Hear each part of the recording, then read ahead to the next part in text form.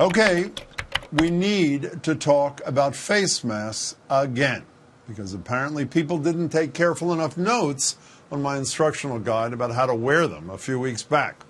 In fact, according to the University of Washington, more than half of you still aren't wearing one at all. 54%, in fact, and that's 6 months in, despite pleading ads like this one, courtesy of New York Governor Andrew Cuomo and Hollywood nice guy Paul Rudd. Just wear a mask. It's easy. It's simple. Please. It's not hard. People are dying. Hundreds of thousands of people are dying. And it's preventable. It's preventable. Just wear a mask. I shouldn't have to make it fun. It's science. It's science. No! And apparently the clueless 54% weren't even swayed by this statement from the head of the CDC last week. I might even go so far as to say that this face mask is more guaranteed to protect me against COVID than when I take a COVID vaccine. More guaranteed to protect than a vaccine. And yet still the anti-maskers seem to be getting louder and prouder by the day. So what are the people in power doing about it? A few states like Connecticut, California, Michigan, and several cities and towns, including a few here in Massachusetts, are fining people for not wearing masks.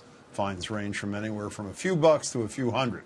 But for many, the message still doesn't seem to be getting through. As you've probably seen, the NFL took things a step further this week, reportedly issuing at least 5 head coaches $100,000 fines each for not wearing masks on the sidelines, plus another $250,000 for each of their teams. How sad that the NFL commissioner is doing more to protect public health than many of our nation's governors, like in Missouri, where the positive test rate is nearly 12%, and the governor's wife both just tested positive for COVID-19, yet he's consistently refused to issue a mask mandate. Or in Iowa, where the positive test rate is almost 16%, and yet again, no mask mandate. So here's an approach that might actually catch some attention. 8 people in one Indonesian town were recently caught without masks and ordered by local officials to dig the graves of coronavirus victims as punishment. I've always said, as goes Indonesia. I'm serious, by the way.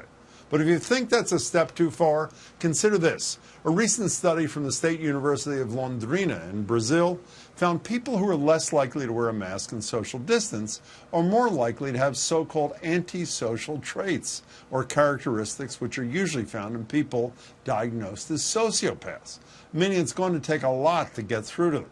So here are a few other ideas that might still get the message across. We can employ drones to scold and shame people from the air like they do in China.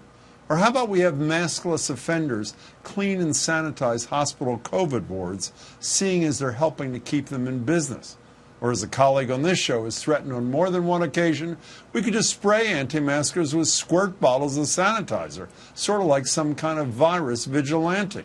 She was joking, I think. Now, in the interest of time, I'll stop there, but you get where I'm going. Wearing a mask is easy. It saved lives. And as 46% of you already know, the real punishment for not wearing one is far worse than anything I've mentioned tonight. As for the 54%, I'll keep doing this until you start doing this. What do you think? Email us, tweet us, share your thoughts.